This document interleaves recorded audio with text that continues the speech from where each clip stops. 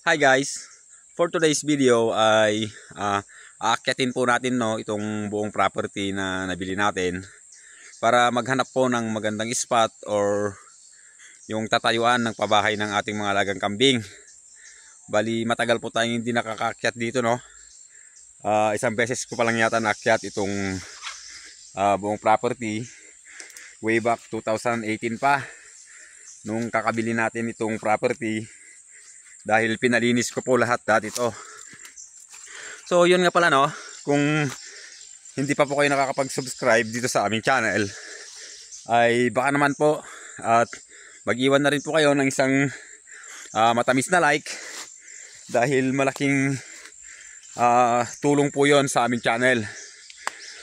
So ayun, bali paakyat na po tayo.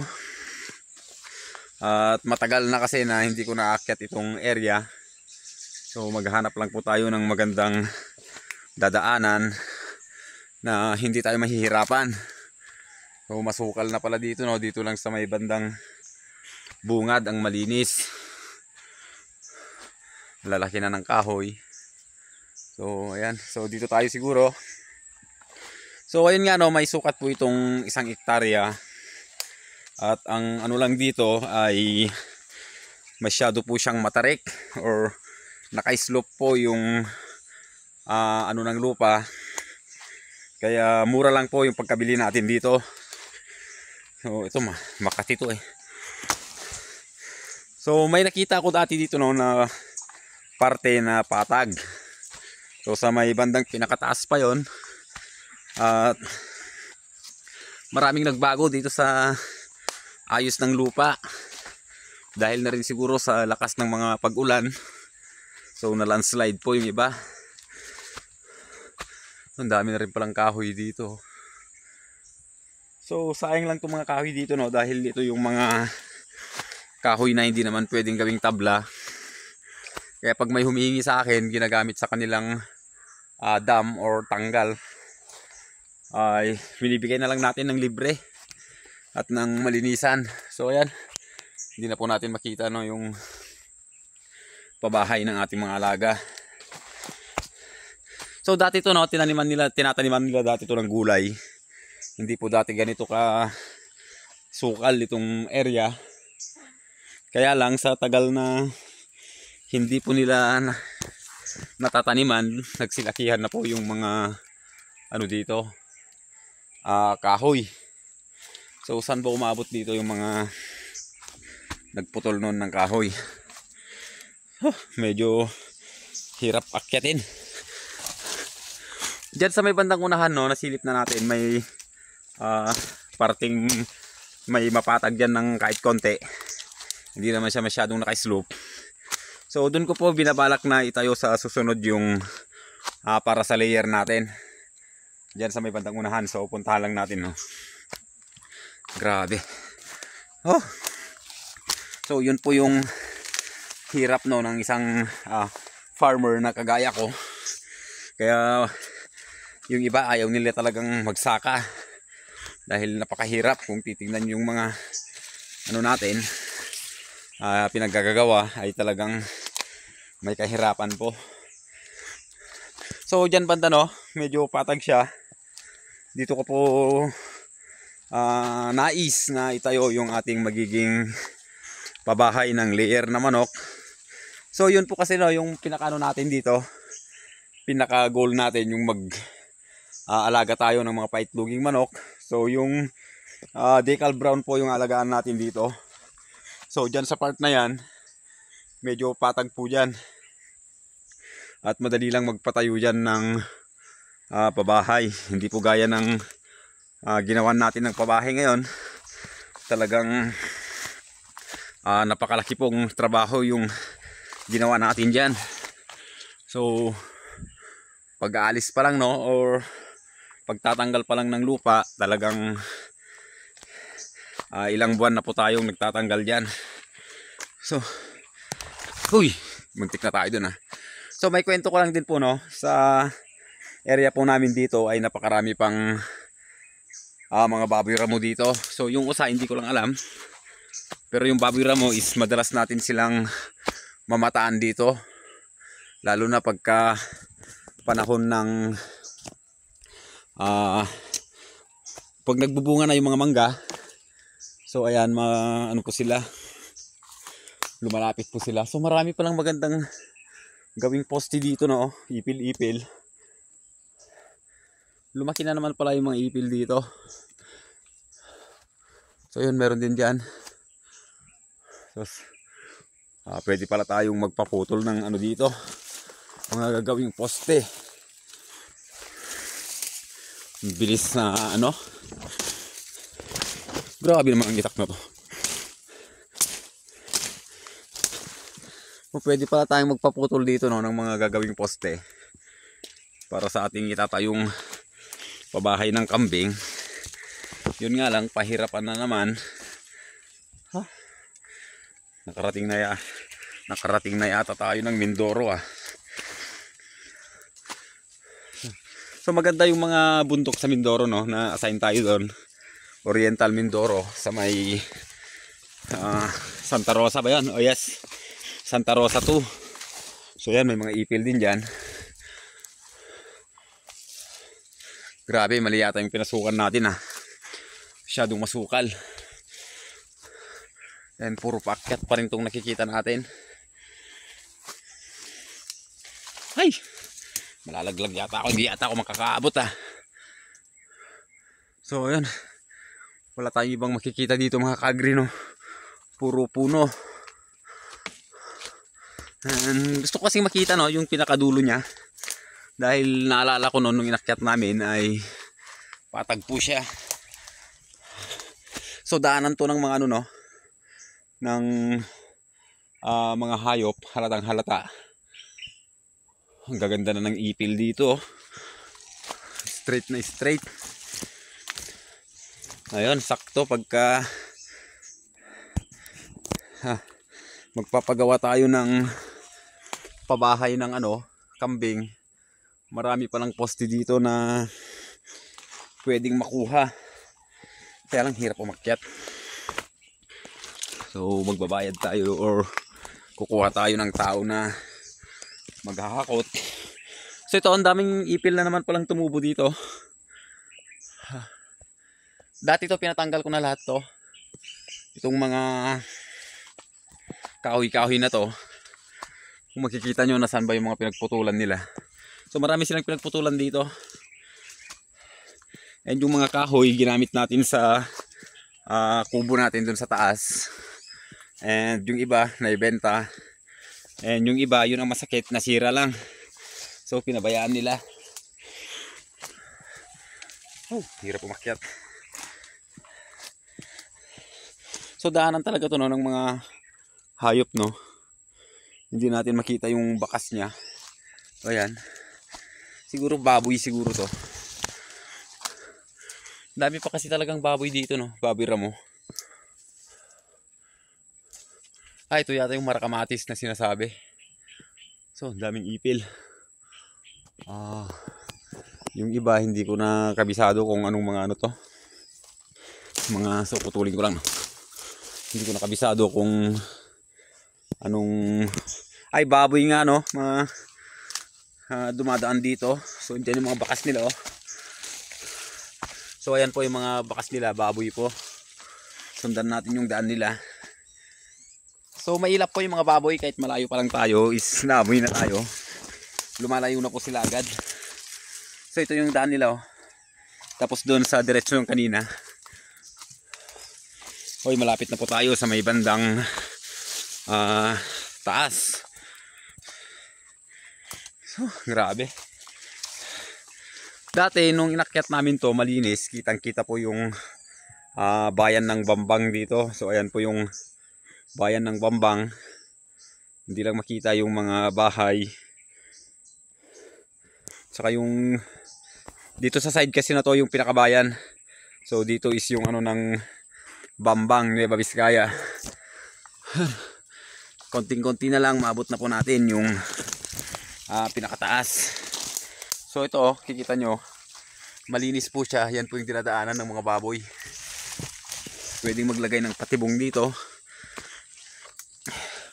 Kaya lang pahirapan pagka may makuha ka, pahirapan talaga. So ito na po yung pinakataas. And walang madaanan. Makati yan. So parehas, puro talahib na. Ipag-grass cutter ko kaya to. So maghanap tayo ng magandang daanan. Sundan natin yung daanan ng mga baboy. Dahil doon ang malinis. Sana ba yung pagitan dito? Yan. Dito yung patag nun eh.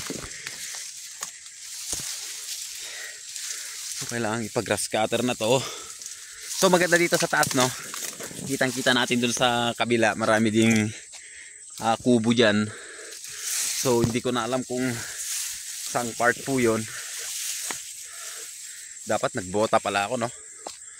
So ayun yung dulo. At baka may snake. Baka may snake dito. Shoo shoo shoo shoo. So ayun, grabe katalahib oh. Pawid pala. Wala man lang tayo makitang magandang mapwestuhan para hindi yata maganda yung nadaanan natin ah. Niligaw tayo ng baboy na yun ah. Problema dito baka pag may butas laglag tayo. Ito yung napasok natin. Balik tayo. So mahirap. So ito na yung pinakapatag niya. Dito na lang tayo dadaan. Taas na ng mga talahib.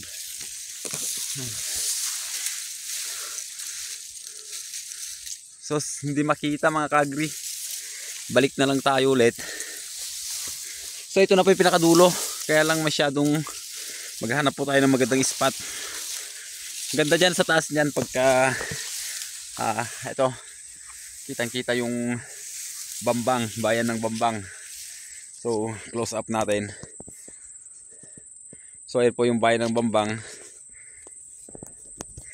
So bumalik muna tayo. Baka may ano dito. May snake. So kailangan nating ano dito no. Kumuha ng magga-grass cutter. Mga ilang araw din siguro nilang titirahin to. Oh. Bawal naman ipasunog, baka makasuhan pa tayo. So walang ibang madaanan eh. Lipat tayo sa kabila. Nakakasugat pa naman tong ano na to. Ay, grabe. Ganda-ganda ng trabaho mo. Nakaupo ka lang maghapon, naghihintay ng sweldo. Pagdating ng hapon, painom-inom lang. Ba't pinili mong magsaka? Joke lang. So mas maganda po magsaka. Konti man yung kinikita, pero nag-i-enjoy naman tayo. So nag-i-enjoy naman ako. So yun talaga no yung pinakamagandang trabaho no, yung kung ano yung gustong-gusto mong gawin. Kahit na napakahirap at hindi ganun kalaki ang kita, basta nag-i-enjoy ka, parang hindi mo maramdaman yung hirap mo, pagod mo. O pag nakikita mo yung mga alaga mong masisigla, malalakas, yung pagka parating ka pa lang sa area mo is sinasalubong ka na, napakaganda ng pakiramdam. At minsan kahit pagod ka na, napapawi. So hindi ko makita yung ano no, pinakahangganan dito sa kabila. Ibang dimension na yata yung napasok natin. Mukhang nandun na sila Taguro. Mga class S na halimaw. Hindi ko makita no yung ano, patag. Basta patag dito sa taas niya eh. So isa lang po yung pinakamagandang gawin dito no. Linisan ulit para makita yung talagang area. And bawal kasi magsunog. Mas mabilis sana pag sunugin to sa summer. Ang dami ng kahoy dito na pwedeng ipaputol. Gawing poste ng ating pabahay ng kambing. So may isa dito. Diyan sa may bandang baba meron din siguro. Pataniman ko na lang kaya to ng luya. Luya. So yun ang pinakamaganda dito luya. Tapos baka tayo'y dumiretso sa baba. Pag bumalagbag tayo dito, saktong-sakto doon sa pabahay ng ating manok. Ano na tayo doon. Wrong timing din yung pag-akyat kasi natin, no? Dahil kaninang umaga umuulan dahil nga may bagyo. And biglang umaraw. Tsaka pa natin naisipang umakyat. So ito yung mga kahoy dating mga pinagpuputol, hindi na pala kinukuha or hindi na kinuha. Laki pa naman ng gastos dati. Sinayang lang nila. Bali nung pinalinis ko kasi ito, no, nasa trabaho pa ako noon. At maganda yung kita natin noon sa trabaho. At hindi tayo masyadong pagod. Dahil nga nagmo-monitor lang naman tayo, nagsusupervise ng mga kasama natin. Minsan pagka kulang ang tao, tayo po yung humahalili. Pero madalas nandun lang tayo na nakahiga, paduyan-duyan. At parang sinasayang lang yung oras pero sumisweldo. At ang malupit doon ay kahit na simple lang yung trabaho, malaki po yung sahod. Napakaganda rin ng kumpanya na yon.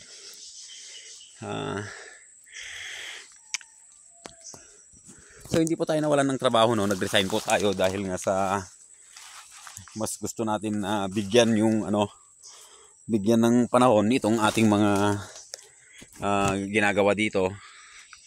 And hindi na rin kasi kaya ng asawa ko mag-isa. So dati yung asawa ko, siya po ang nag-aalaga ng aming mga manok. Nasa 500 mahigit po yung inalagaan niya. Marami po dating manok dun sa likod ng bahay. And lumipat nga kami dyan sa may unahan ng farm. And nung tumigil ako magtrabaho is napag-isip-isip ko na gamitin ko na rin itong naipundar naming lupa para naman hindi nasasayang. So dyan lang ang pinakamagandang spot sa ngayon, yung tatayuhan natin ng pabahay ng Decal Browns. So sa Decal Browns pala, no, hindi po tayo bibili ng RTL na. So ang bibilhin natin is yung D-old pa lang, mga DOP. Tayo na po yung magpapalaki para masubaybayan po natin yung paglaki ng ating mga alaga. And ayun, para sure po tayo kung talagang RTL nga yung mga dahil marami na ring scammer kasi ngayon.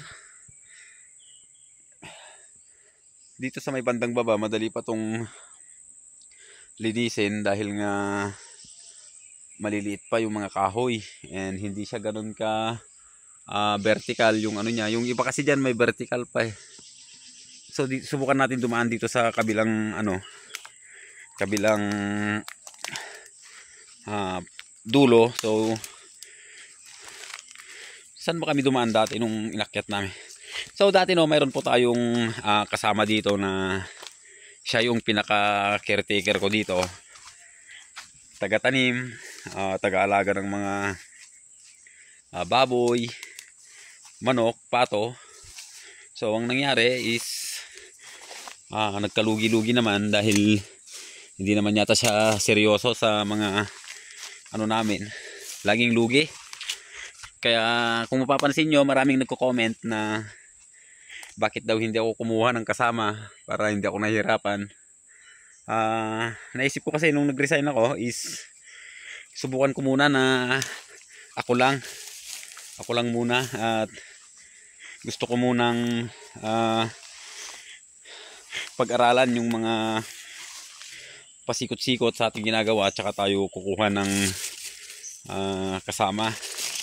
So mahirap din kasi pag nakakuha ka ng kasama na sobrang magaling, mas magaling pa sa'yo, ayaw mapaturuan, and pagka sinita mo is sasama pa yung loob.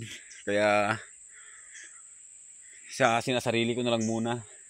So ito po yung mga pinaputol natin, no, nung mga ano pa yan, yung mga yan, nung pinalinis natin to. So malaking pera din po, no, yung ginamit natin dito na pagpapalinis. So ayun lang, walang nangyari dahil nga sabi tataniman daw to ng mga kalabasa. So nung nalinis, pinabayaan din lang naman. Kaya nung pag-uwi ko ay medyo tumaas yung dugo natin. Kahit kikinsi na nga yung dugo ko, is na high blood pa ako dahil sa mga pinaggagawa nila. Pinaggagawa niya pala, sinayang niya yung ginastos natin. Pero okay lang. Makakabawi siguro tayo niyan pagka tayo po ay naging sikat na vlogger na. Ano na natin sila, iba na. Si Alex Gonzaga, Rapi Tulfo. Hindi naman masamang mangarap, no. May 100 views na nga tayo ngayon eh. And umaabot na tayo ng kulang-kulang 1-3 na subscribers. So salamat pala, no, sa ating mga subscribers at sa mahigit 100 na nanonood sa ating mga video. So kahit papano ay hindi naman kulelat itong channel natin. So di gaya po noon yung unang channel ko na ano po kasi yung ginamit natin dati noon, no, na pamamaraan. Yung sub to sub, bilis dumami ng subscribers, and hindi naman tayo nag-upload ng video. Although marami rin tayong video doon, nasa 100 plus. More on sa motorcycle. And hanggang nung nag-alaga na po tayo ng manok, pa-switch na sa manok. At naging monetize naman siya. Tapos nung nag-liquidate si YT, yung mga sounds na ginamit natin is inano niya po lahat. Tinanggal niya po lahat and na-demonetize. Kaya na-stress tayo. Yun ang kwento ng ating unang channel. And gumawa naman ulit tayo. So hindi na po tayo umasa sa sub to sub. Talagang pinaghirapan na po natin. So ayun, kahit papano mayroon na tayong magwa 1-3 na yung subscribers natin. And yung mga videos natin is gumaganda na. Mayroon na tayong mga 100, 200. Pero sinayang ko na yung yung parang nagbo-boom na itong channel natin. Pag nag-upload po ako dati sa 24 hours is may 2,000 na. And napakabilis na dati ng views ko at doon din dumami yung subscribers natin. So sa sobrang busy natin, minsan hindi tayo nakakagawa ng video. Napabayaan nilang isang buwan mahigit yata akong hindi nakapag-upload. Ayun, nagalit si algorithm. Sabi niya tinutulungan na nga kitang dire-recommenda na nga kita sa ibang mga channel. Tapos pinabayaan mo pa. Ayun, nga. Nasa back to 100 ulit tayo. So malapit na po tayo sa baba. Bali papatira ko na lang po yun pag papalinis ko dun sa mga tropa natin. Parang hindi kaya ng grass cutter yun Kahit dito maganda ring spot dito, no. Hindi siya masyadong naka-slope. Dito na lang kaya patayo yung kambing ko. Kulungan ng kambing. Oh, maganda maayos. Pwede dito Subukan kong linisan to bukas para pag nalinis na, nakita natin na maayos, dito natin ipapatayo yung pabahay ng ating kambing. So ayan na po yung natin, pabahay ng mga manok. Yan na yung bubong. At baba na tayo kasi umaambon na. Baka masunburn pa ako. Joke lang.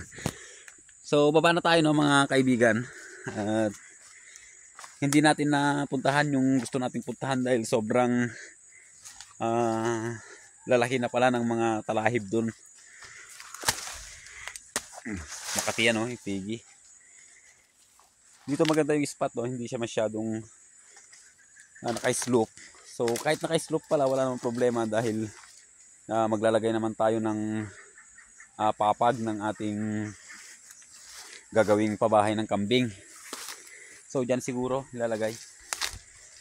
Dyan na, promises. So yun, ulan na mga. Lalakas na naman ang ulan. So makati yan. So hanggang dito na lang yung video natin at mamadaliin natin dahil nga ayan, ulan na naman.